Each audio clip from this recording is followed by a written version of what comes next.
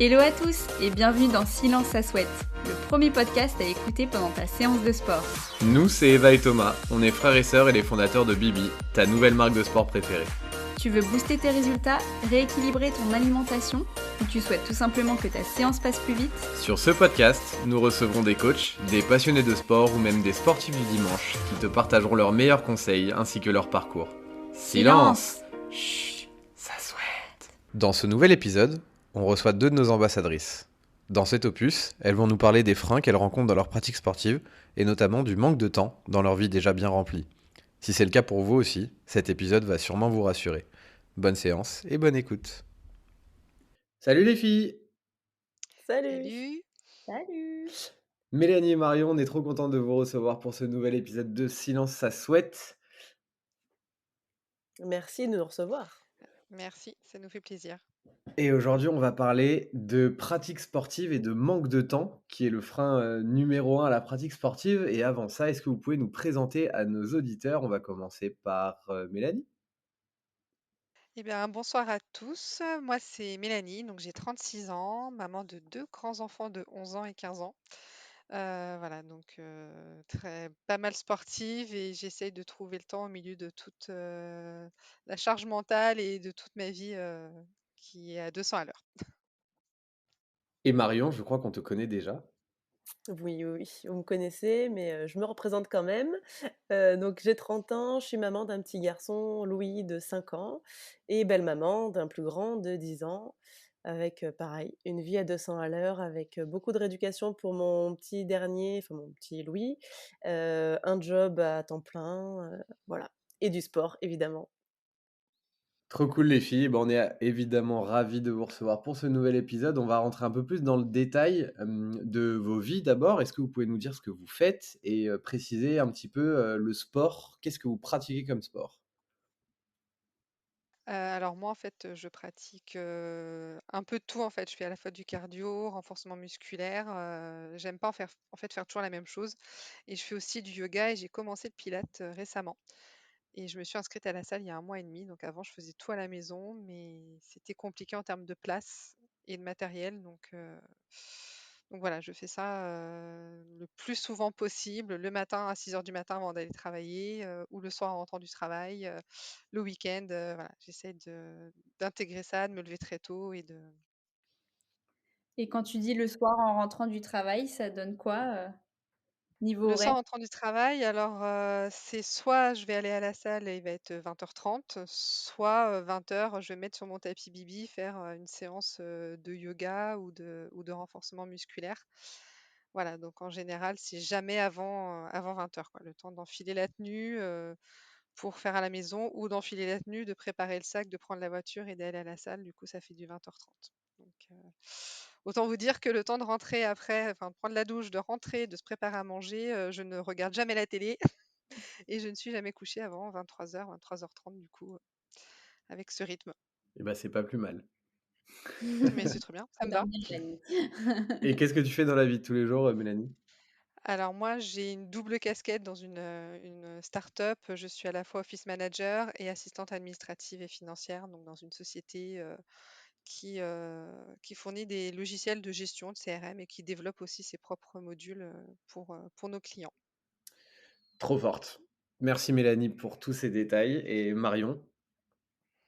Et moi, donc je fais essentiellement du fitness et par contre que à la maison parce que là, pour le coup, j'ai vraiment pas le temps, j'ai pas une salle à 5 minutes de chez moi, c'est minimum une demi-heure donc ça fait 1 heure aller-retour, c'est infaisable.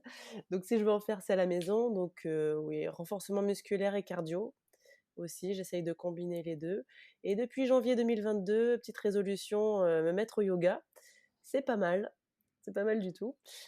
Donc voilà, j'essaye une fois par semaine, sur mon tapis Bibi évidemment. Mhm. Heu et après sinon, comme métier, je suis à mon compte en auto-entrepreneur. Je suis community manager. Voilà, je gère les réseaux sociaux, des artisans, commerçants, petites entreprises, et de préférence locales. Des vies bien chargées, que ce soit sur le pro ou le perso ou le sport. Toutes les 2, vous avez un point commun, c'est que vous avez lancé, je fais juste une toute petite parenthèse, vous avez découvert une nouvelle pratique, le yoga et le pilates. Comment vous avez découvert ces nouvelles pratiques et qu'est-ce qui vous a donné envie de découvrir ces pratiques, «plus douces» entre guillemets?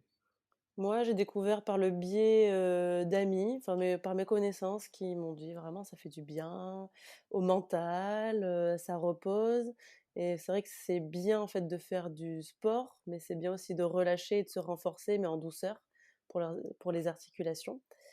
Heu et puis je me suis dit: «Pourquoi pas tenter?» J'ai tenté, alors déjà en groupe, vraiment avec une prof, physique, durant un week-end. Je me suis dit: «Ah ouais, c'est chouette», donc après, je me suis lancée, bah, en ligne parce que c'est pas évident en termes de timing d'aller tout le temps voir une prof. Mais, en ayant les bases, c'est plutôt chouette, ouais. Ça m'a bien plu. Alors moi, en fait, le yoga, je l'ai pratiqué quand ma fille était toute petite en cours collectif pendant 2 ans avec la MJC de ma ville. Et j'avais arrêté après parce que vie trop effrénée, bon, séparation, je vous passe le détail. Et il y a quelques temps, effectivement, je me suis rendu compte que c'était bien de faire beaucoup de cardio, de beaucoup courir, mais que j'avais énormément perdu en souplesse. Du coup, je m'y suis remis un peu toute seule. Et en parallèle, le Pilates, j'en entendais parler depuis un moment. Et quand j'ai vu qu'à ma salle, il y avait des cours co de Pilates, je me suis dit, banco, c'est le moment de s'y mettre avec un vrai prof qui pourra corriger mes postures. Comme je l'ai fait à l'époque avec le yoga, ce qui me permet aujourd'hui bah, de pratiquer toute seule parce que je sais corriger mes postures, je sais ce qu'il faut faire ou non. Et c'est vrai que c'est hyper important parce que courir beaucoup, faire du cardio, faire de la muscu, c'est une chose. Mais derrière, il y a besoin pour moi de travailler l'équilibre, de travailler la souplesse et le travail en profondeur. Et c'est vrai que quand on court beaucoup, qu'on muscle beaucoup ses jambes, le yoga, en tout cas, me permet d'étirer, en fait, les muscles vraiment en longueur et c'est très souvent, ça m'est arrivé d'aller courir tôt le matin et le soir de faire une séance d'étirement de yoga qui me permettait, du coup, de pas trop souffrir et que mes muscles, ben, prennent pas, un peu trop d'ampleur, on va dire et parce que, l'idée, moi, c'est pas d'avoir des gros muscles, c'est d'essayer d'avoir quelque chose de, voilà, de fin et de musclé dans la longueur. Super clair. Du coup, j'imagine que enfin, ce que vous nous avez, dit un petit peu plus tôt que vous pratiquiez, en ligne pas mal, notamment quand vous pratiquiez à la maison. Est-ce que vous avez, l'habitude de partager votre routine sportive, notamment sur Instagram? Moi, oui, je partage, alors pas systématiquement, mais j'aime bien partager, montrer, que, bah, c'est possible, qu'avec, de l'envie, on peut le faire et puis, voilà, montrer que ça fait du bien au corps, à l'esprit, comme l'a bien dit Mélanie. Pour le mental, c'est très, très bon et moi, oui, mon Instagram, c'est vraiment du partage positif et du coup, le yoga et la pratique sportive, c'est du positif, ça fait du bien au corps et à l'esprit donc je partage, ouais, ouais, régulièrement. Je reste juste sur Marion 2 secondes. Est-ce que tu as des personnes qui te motivent? Des comptes qui te motivent? Ouais, j'ai des comptes, de coachs, sportifs qui me motivent. Heu, après, je suis quelqu'un qui arrive à se motiver, toute seule donc j'ai pas besoin d'aller chercher à me motiver. Je m'auto-motive Ou plutôt tu motives les autres, du coup. et voilà, j'espère motiver les autres en tout cas. Et toi, Mélanie? Et du coup, moi, tout comme Marion, effectivement, je partage bah, en fait, au quotidien. C'est vrai qu'à chaque fois que j'entame une séance, que ce soit du sport, du yoga ou que je sorte courir, il y a toujours une petite story pour annoncer que c'est l'heure de s'y mettre. Et effectivement, des fois, j'ai des retours quand mais t'es à 6 heures à la salle, mais tu es folle. Mais non, je suis pas folle, tout le monde peut le faire. Et c'est vrai que du coup, je partage, alors j'ai pas trop la possibilité de me filmer, de montrer ce que je fais, mais c'est vrai que je fais des petites stories, des fois, des petits boomerangs quand je suis sur mon vélo ou j'essaie de faire des photos quand je suis dans certaines postures de yoga qui permettent de faire une photo soi-même. Et c'est vrai que du coup, j'aime bien partager ça, même dans mes posts. C'est vrai que dans mes posts, bah, j'essaie de parler un petit peu de mes pratiques, aussi de mes limites et de dire aux gens que c'est OK aussi, d'avoir des jours où on n'y arrive pas. Tu as parlé un petit peu de frein, Mélanie, à l'instant. Ce sera une parfaite transition pour, la question que je poserai juste après. Mais juste avant ça, je voudrais savoir, Marion, c'est quoi ton rapport au sport? Le sport, c'est quoi pour toi? Pour moi, le sport, c'est un moment que pour moi. C'est mon moment, personne ne m'embête. Voilà, c'est vraiment, il y en a, Il y en a, c'est partir à la pêche. Moi, c'est mon sport. Voilà, c'est mes 30 minutes ou 45, voilà, ça dépend quel type de séance. Mais ouais, c'est vraiment important pour, encore une fois, pour ma charge mentale et me vider de tout. Alors, je le fais essentiellement le matin, pareil, à 6h30. Je me lève un peu plus tôt pour faire la séance, parce qu'après, le soir, c'est compliqué. Mais, mais ouais, ça me vide l'esprit. C'est vraiment thérapeutique. C'est ça. Et Mélanie, du coup, comment t'as commencé le sport? Alors, il y a 3 ans de ça, en fait, j'étais souvent fatiguée et mon compagnon, un soir, à presque minuit, me dit, on habitait même ensemble, il me dit, mais tu sais, je t'entends beaucoup dire que tu es fatiguée. Alors, effectivement, tu travailles, il y a les enfants, mais je t'assure que si tu chaussais tes baskets et que tu allais faire du sport, tu verrais que ça te ferait vraiment du bien. Et le lendemain matin, banco, je me suis levée à 6h moins 10, j'ai chaussé mes baskets, un jogging, une brassière qui était là par hasard un peu, parce que voilà, j'avais une brassière de sport dans mon dressing. Je suis allée courir. Au bout de 13 minutes, j'ai craché mes poumons. J'y suis retournée le lendemain matin et au 6e jour, j'ai réussi à courir 30 minutes non-stop sans m'arrêter. Alors à l'époque, c'était du 7,5 km/h en moyenne, c'était pas énorme, mais je me suis dit: «Ah mais en fait, tu peux y arriver» et c'est devenu quelque chose d'addictif, trop même à un moment donné et je me suis rendu compte que effectivement, ça a joué sur ma fatigue, sur mon stress, ça réduisait ma faim, donc j'avais moins faim aussi et en l'espace de 2 mois, en fait, j'ai perdu presque 5 kilos sans faire de régime, juste en allant courir et j'ai été aussi épatée de voir que d'un seul coup, bah, mon ventre avait fondu, ma taille avait fondu, mes bras, mon visage, tout et que je sentais, enfin, j'avais mal aux abdos parce qu'effectivement, bah, si on travaille bien sa respiration, on fait travailler les abdos et voilà et là, je me suis dit: «Mais Mélanie, en fait, pourquoi tu as attendu? Toi qui séchais les cours, de PS au lycée» et on m'a vite dit: «Mais tu te rends compte des perfs que tu fais?» En fait, j'avais pas pris conscience que j'étais peut-être faite pour ça et puis voilà, puis au bout d'un peu plus d'un an, j'ai commencé à me rendre compte aussi que, bah, j'avais pas du tout de fesses et que c'était bien d'avoir perdu du poids, mais que j'étais pas musclée. Donc j'ai décidé d'apporter du renfort musculaire dans tout ça, pour à la fois, bah, avoir une silhouette fine, mais aussi, muscler un petit peu et tonifier, certaines parties qu'on a plus ou moins envie, quand on est une femme, de mettre un petit peu, en valeur et voilà et du coup, le sport, c'est devenu vraiment, pour moi, un mode de vie et c'est mon anti-fatigue et mon anti-stress. Alors, t'as dit quelque chose d'incroyable, ton alimentation, tu l'as pas adaptée au départ? En fait, je l'ai pas adapté quand j'étais courir parce que j'avais pas du tout les notions de protéines, tout ça, mais tout simplement, en fait, ça me coupait presque la faim, en fait. Quand j'allais courir le matin, je rentrais, j'avais même pas forcément envie de petit déjeuner, donc je prenais quand même un petit déj parce que j'allais après travailler. Mais c'est vrai que naturellement, bah, je me suis mise à avoir moins faim aussi.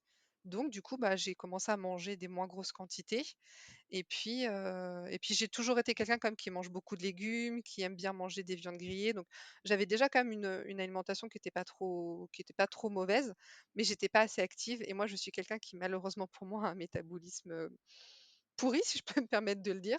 Je stocke très vite, je prends très, très vite et je stocke vraiment au niveau du ventre et de la taille. Et c'est vrai que du coup, ben, le fait de même si je mangeais pas trop mal, comme j'étais pas assez active en dehors de courir après mon RER, bah, du coup, je ne perdais pas de poids et j'avais tendance effectivement à être un petit peu épaisse au niveau de la taille. Et du coup, voilà, naturellement, garder la même alimentation, mais avec du coup une dépense calorique plus importante. Naturellement, je me suis mise en déficit calorique et j'ai perdu du poids, sans même m'en rendre compte en fait, après, quand je mettais les vêtements ou même les sous-vêtements, je faisais: «Ah tiens, ça flotte» et j'avais fait des photos le premier jour et une autre photo 2 mois après et à chaque fois que je monte mon avant-après, donc je m'étais mis en sous-vêtements pour bien voir, tout le monde me dit: «C'est dingue en fait, la différence en 2 mois, juste en faisant du sport sans régime». Marion, est-ce que c'est quelque chose que toi tu as appris au fur et à mesure d'équilibrer tes assiettes, de changer ton alimentation ou pas du tout? Oui, j'ai appris, pareil, je faisais pas trop attention et puis après je pense aussi que c'est dans l'air du temps et puis, quand on suit des comptes, sur le fitness, sur le sport, on suit aussi forcément des comptes, puis moi j'aime bien cuisiner, donc sur des bonnes recettes et oui, j'ai appris à cuisiner, moins gras, moins calorique, en remplaçant, le sucre blanc, Donc oui, j'ai appris à pas moins manger parce que j'adore manger, mais manger mieux. Il y a 2 choses que je retiens là vraiment de ce que vous venez de dire, donc c'est pas moins manger, mais manger mieux. Et Mélanie, tu dit, «Le sport, c'est mon anti-fatigue», alors que tu te lèves super tôt pour faire ton sport. Donc c'est fou le bien-être que ça génère, quoi. Ouais, souvent on me dit: «Mais c'est pas possible, comment tu peux dire que tu es moins fatiguée?» Bah oui, parce que plutôt que de rester couchée et tourner virée dans mon lit, bah, une séance de sport me permet à la fois de me défouler et puis de m'oxygéner et de me faire du pour moi, c'est vraiment, voilà, ça me fait du bien, clairement. Alors Marion, du coup, c'est quoi ton frein numéro un à la pratique du sport? Beh, ce serait la fatigue. Justement, alors je sais que ça lance la journée et j'en suis bien consciente, mais oui, il y a des jours où enfin, il y a des jours, ça arrive pas souvent, mais je suis OK avec ça, hein, il y a pas de souci. Mais il y a des jours où je me dis: «Mince, j'ai pas envie de me lever, j'ai envie de gratter ma demi-heure au lit» et je gratte ma demi-heure au lit. Par contre, beh, je le fais ou le soir ou je reporte, à dans le week-end ou je me mets pas tellement la pression. Cool. Et toi, Mélanie? Moi, je vais rejoindre Marion quand même sur, la fatigue par moment. C'est vrai que ça m'est arrivé d'être vraiment très fatiguée et j'ai un exemple tout bête. Un soir, je me dépêche de rentrer, je devais faire le challenge Bibi, je sais plus ce que c'était je crois, 1 minute de planche ou je sais plus et je suis sortie du train, je me suis sentie pas bien. Je suis arrivée à la maison, j'ai enfilé ma tenue, j'ai fait ma petite vidéo pour le challenge et d'un seul coup, j'ai fait: «Non». Enfin, je me suis sentie mal, limite nauséeuse et j'ai pris conscience que vraiment dernièrement, enfin ces derniers temps, j'étais tellement à 200 à l'heure que j'en oubliais quand même de me poser et c'est vrai que du coup, ouais, vraiment la fatigue, celle qui va m'alerter où je sens que je suis pas bien, que je vais avoir un peu la tête qui tourne, ça va être un frein et je préfère à ce moment-là m'écouter, me poser avec un livre, et prendre un moment pour moi et me dire: «Bah, voilà, demain ça ira mieux et si c'est pas demain, ce sera après-demain et c'est pas grave». Voilà, mais c'est le seul frein quoi, vraiment parce que le temps, je ne comme bah, je rejoins complètement Marion, le temps n'est pas une excuse. Si on veut le faire et ben, on le fait en rentrant ou on se lève une demi heure plus tôt. Moi, il y a pas un matin où je ne me lève pas avec ma routine matinale. C'est entre 5 et 10 minutes, des étirements, ça réveille mon corps, on réveille un peu, le corps, mais par contre, ouais, la vraie fatigue physique, celle où votre corps vous dit, «Attention», il faut clairement l'écouter parce qu'on peut très vite arriver sur, des situations qui vont nous mettre mal et qui vont faire qu'on va pas, se passer de sport pendant 2 jours, mais peut-être, pendant plusieurs semaines parce qu'on se sera blessé ou que notre corps nous aura lâchés. Donc très important quand même de s'écouter, je pense que c'est vraiment une priorité quand même. Bon, hyper intéressant ce que vous venez de nous dire, surtout à propos du temps qui, pour vous, n'est pas une raison pour ne pas pratiquer son sport, à contrario de plein d'autres gens, et je suis sûr qu'il y a plein de gens qui nous écoutent qui n'arrivent pas à trouver ce temps-là. C'est sur ce sujet qu'on va se concentrer sur l'épisode 2 qui arrivera la semaine prochaine. On arrive à la fin de cet épisode 1. On va terminer comme d'habitude avec notre jeu favori, les tu préfères. Comme d'habitude, on ne vous les a pas envoyés avant, donc c'est une surprise pour vous à répondre au tac au tac.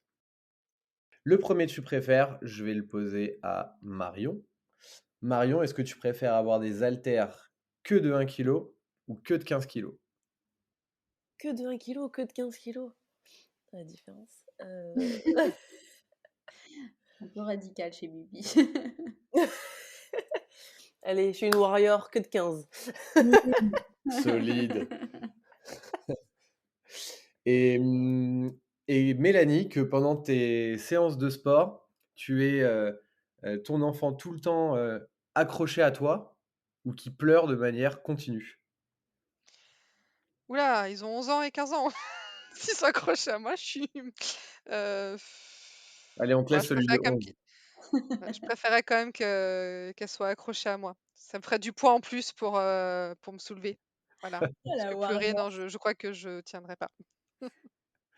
Et ben les filles, on vous remercie pour ce premier épisode, en tout cas pour la première partie, et on se retrouve la semaine prochaine pour la deuxième partie où on parlera du coup de toutes vos astuces pour s'organiser au mieux dans vos semaines bien chargées par rapport à votre pratique sportive. À la semaine prochaine. Merci à vous, à la Merci, à la semaine semaine prochaine. prochaine. Et voilà, l'épisode est terminé. On espère que tu es en train de dégouliner. On se retrouve très bientôt pour un nouvel épisode de Silence ça souhaite, et d'ici là, on te donne rendez-vous sur notre Instagram, mybibi.co.